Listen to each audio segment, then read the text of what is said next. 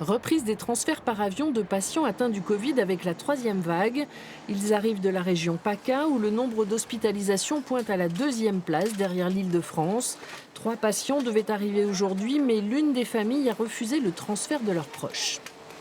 Ils sont conscients? Non, non, ce sont des patients qui sont sous sédation, qui sont sous assistance respiratoire, donc qui sont encore dans un niveau de gravité intermédiaire, mais qui nécessitent donc de la réanimation.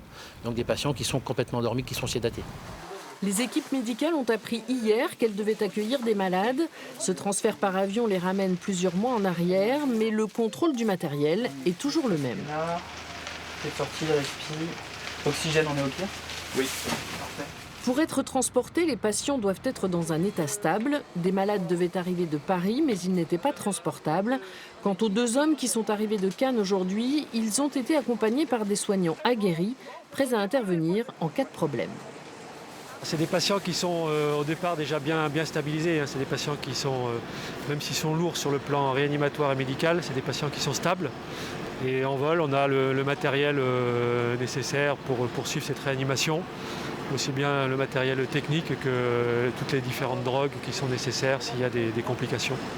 Actuellement, le CHU de Poitiers accueille une quinzaine de patients Covid en réanimation sur une 50aine de places disponibles, mais la capacité peut être augmentée, d'autant plus que malgré la durée de la pandémie, de nombreux soignants sont toujours volontaires pour gérer l'arrivée de nouveaux malades.